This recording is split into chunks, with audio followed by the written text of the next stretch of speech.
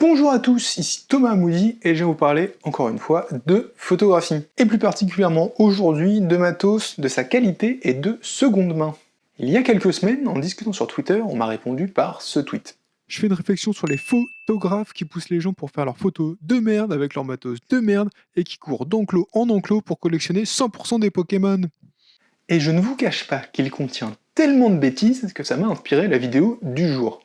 À le lire, on pourrait croire qu'il y aurait des photographes qui n'en sont pas des vrais, ce statut serait donc réservé aux vrais, et qui feraient un travail de merde parce qu'ils ont un matos de merde.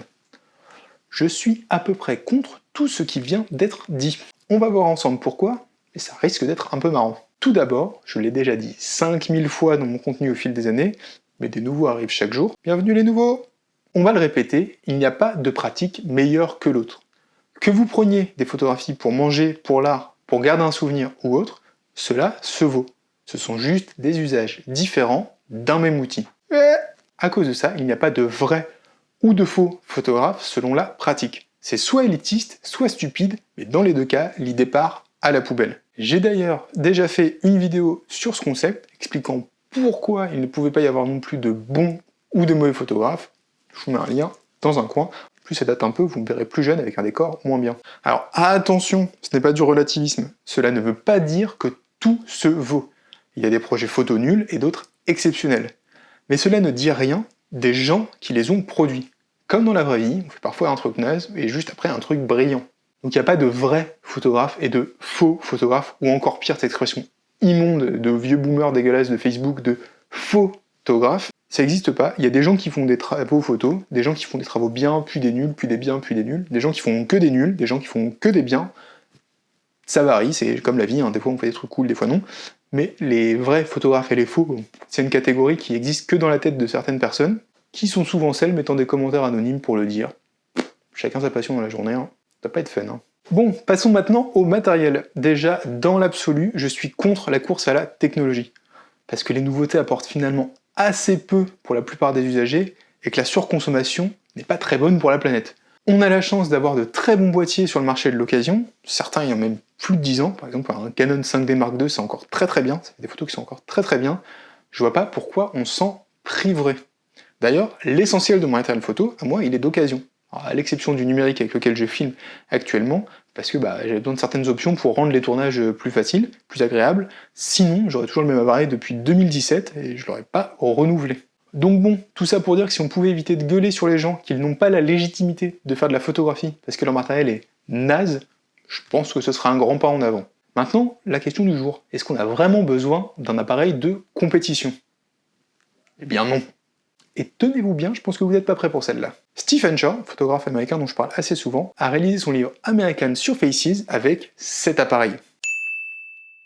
Vous avez bien vu, un des plus grands livres de l'histoire de la photographie a été réalisé avec un appareil photo Mickey. Il en parle dans son dernier livre, Modern Instances, donc j'ai fait un article dessus, je vous le mets en description, et d'ailleurs j'ai trouvé une autre citation de lui à ce sujet.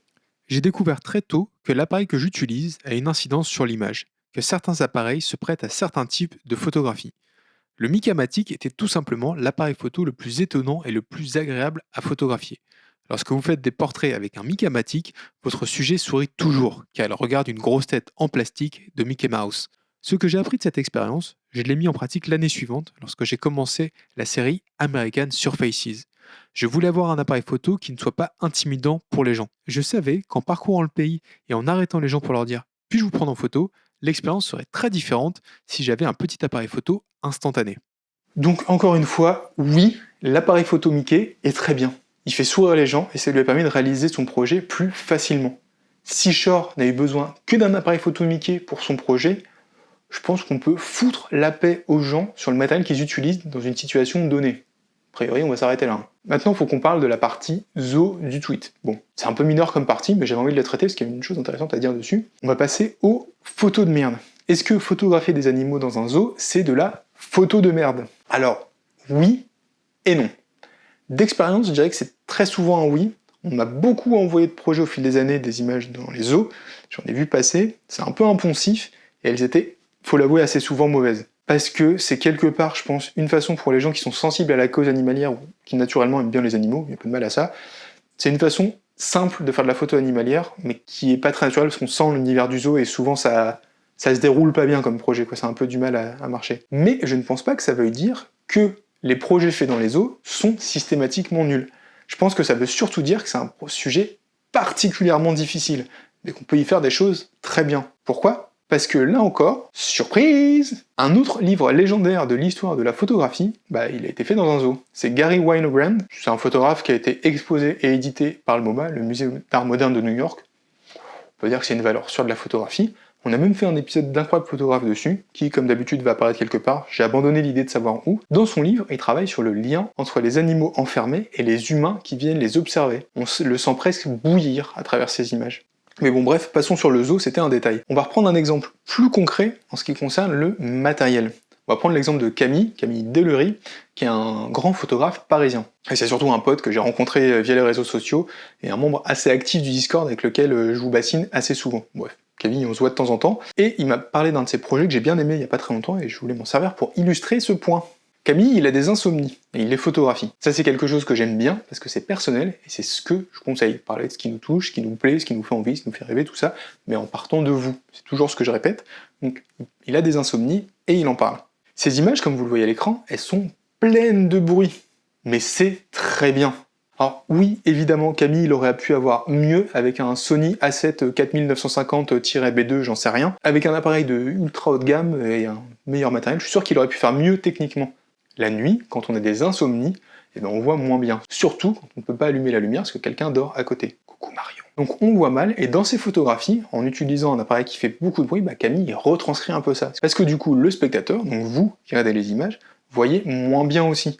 C'est juste, c'est proche du sujet. C'est pour ça que ça marche bien de le faire comme ça.